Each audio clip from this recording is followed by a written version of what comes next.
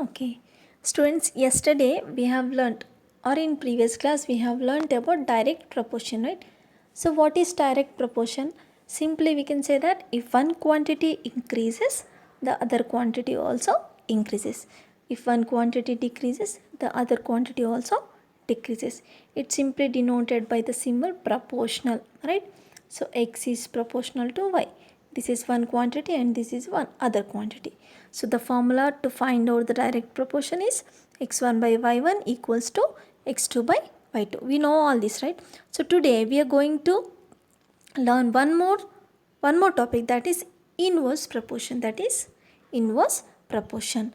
Here what is mean by inverse proportion? It simply we can say that the opposite of the direct proportion, because in direct proportion if one quantity increases, the other quantity also increases. But whereas in inverse proportion, if one quantity increases, the other quantity decreases. If one quantity decreases, the other quantity will increases. This is denoted by this. This is denoted by x is proportional to 1 by y. This 1 by y denotes the inverse proportion. X is proportional to 1 by y. And the formula is x1 by x2 equals to y2 by y1. So here this is what x1 by y1 is equals to x2 by y2. This is about direct proportion, whereas this is x1 by x2 equals to y2 by y1. This is inverse proportion. This is inverse proportion, right? And this is direct proportion, right? To understand this inverse proportion, we have one example here. Here, to understand inverse proportion, here we have a company, right? We have a company and the company supplies the goods to the customers, right? So on the first product, it engages 36 persons to deliver it, and it took 12 days.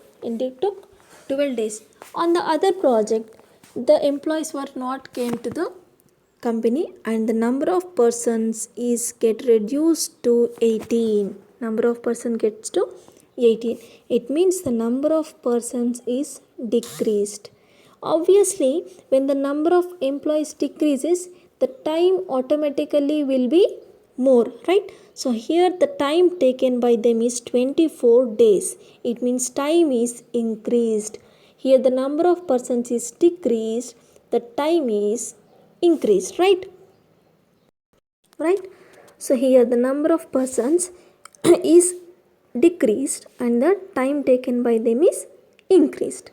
If you carefully observe, the number of persons here 36 reduced or decreased to 18. It is exactly half of 36. Half of 36 is what? 18. If you observe here, the 12 increased to 24. 12 increased to 24. It means that is double, right? It is the 2 times of the 12 days, right? It means this is here half of 36 is 18, double of 12 is 24. It means the increased and the decreased proportions are equal. It means 36 divided by 2 is gives us 18 and 12 into 2 gives us 24. It means the proportion is same here. The increase and decreased proportions are same here, right? Here we need to find out if the company engages 72%. It means 36 doubles the 36 double is what? 72. 36 twice are 72, right? It means here the number of persons is increased, right? Right, here it means 36 divided by 2 is gives us 18. Here we have multiplied 12 with 2. 12 2s are 24.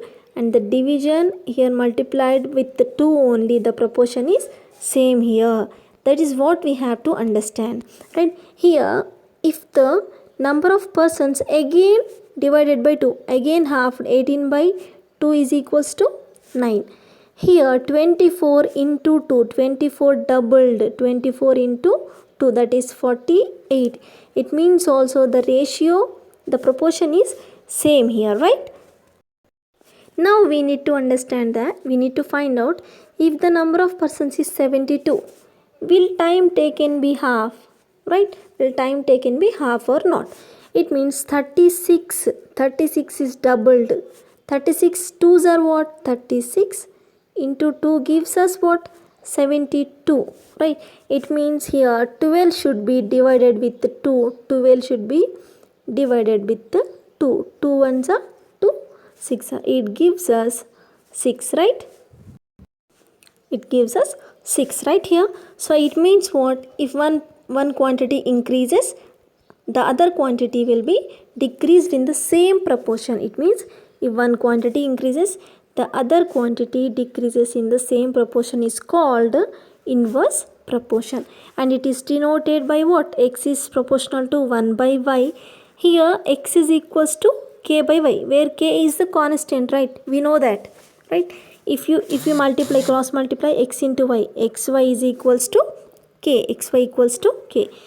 Here if y1, y2 are corresponding to the values of x1, x2, it means we know that this is x1, x2, sorry, this is x1, this is x2, x3, x4 and so on, right?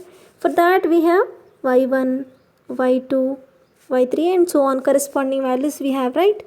So for that, here we have y1, y2 are corresponding values to the x1 and x2, right?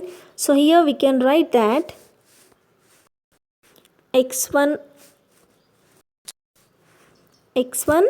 here, right, x1 y1, here x1 y1 is equals to x2 y2 we can have here. So that we can write it as x1 by x2 is equals to y2 by y1.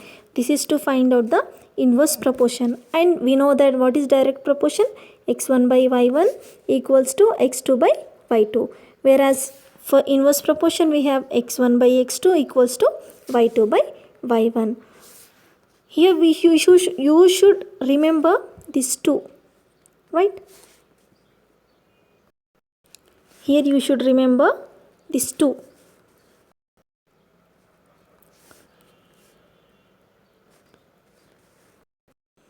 Here you should remember this one. This is direct proportion x1 by y1 equals to x2 by y2. And here x1 by x2 is equals to y2 by y1. You have to remember, right? So this is about direct proportion and indirect proportion.